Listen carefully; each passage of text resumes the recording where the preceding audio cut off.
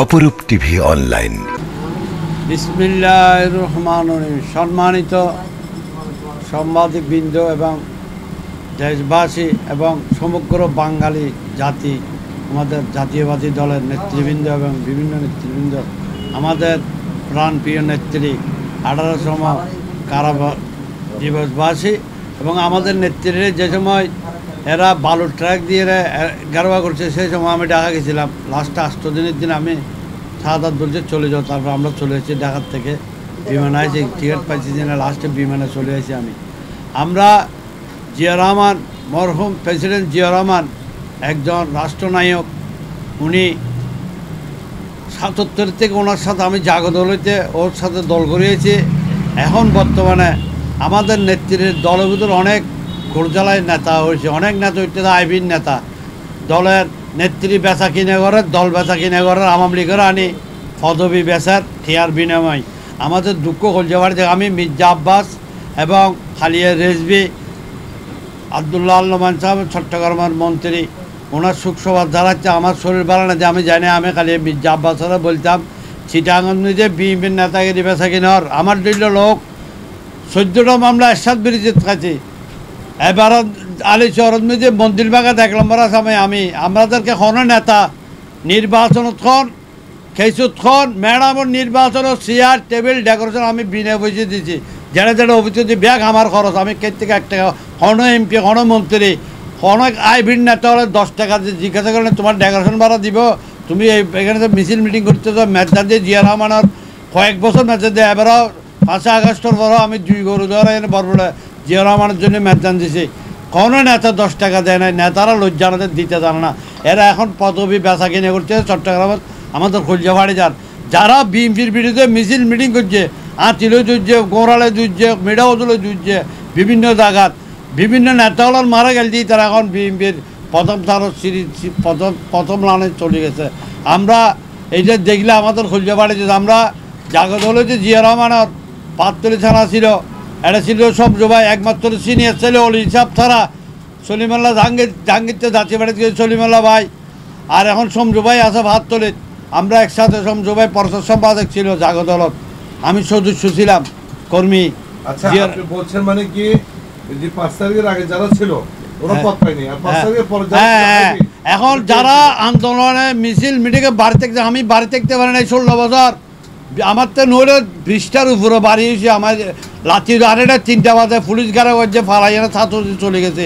আজকে যারা 5 তারিখের পর এনে বিএনপির নেতা, প্রথম সারির নেতার যারা নেতারা পদ বেচা কিনে করেন, তাদের জন্য আমি বলছি যে এটা গ্রিন সিগন্যাল।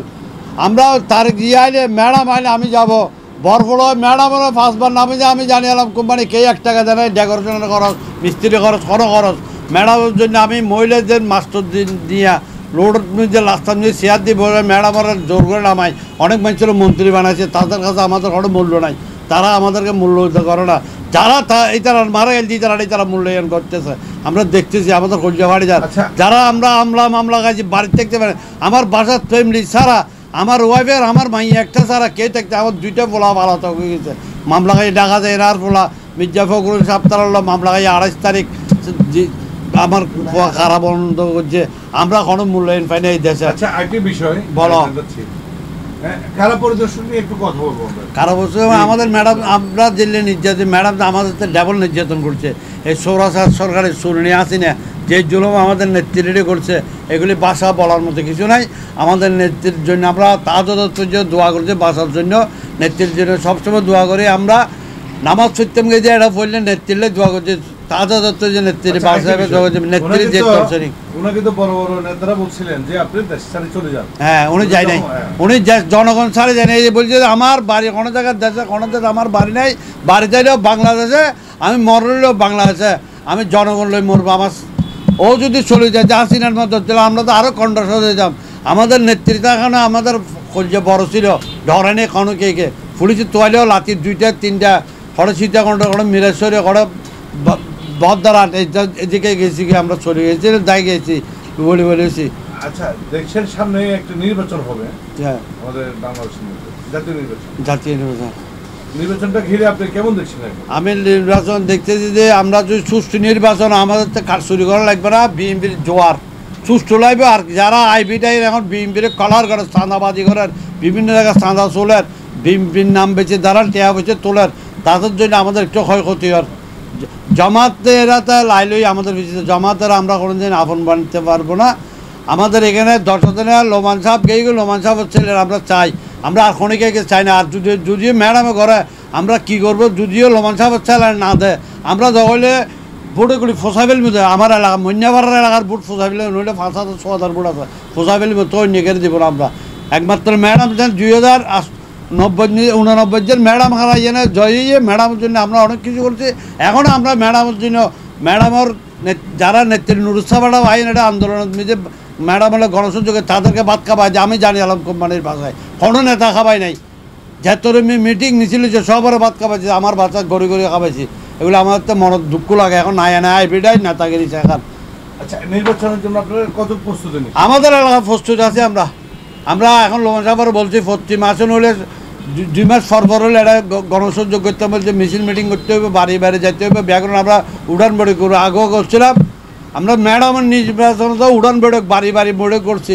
এখানে চেয়ার টেবিলে আমি দিতাম বিনা পয়সা, বাড়ি বাড়ি মিটিং ফর্দা টর্দা লাগাই। এটা সবুর ভাই তারা আছে, আমার বদলানোর তারা আমি অনেক মিটিং করছি। সিএসি হয়েছে একটা মিটিং, বহুত বাড়ি বাড়ি মিটিং। নির্বাচনটা কেমন হবে মনে হয়? সুষ্ঠু নির্বাচনে বিএনপির টাকা লাগতে খেয়ে পারবে না।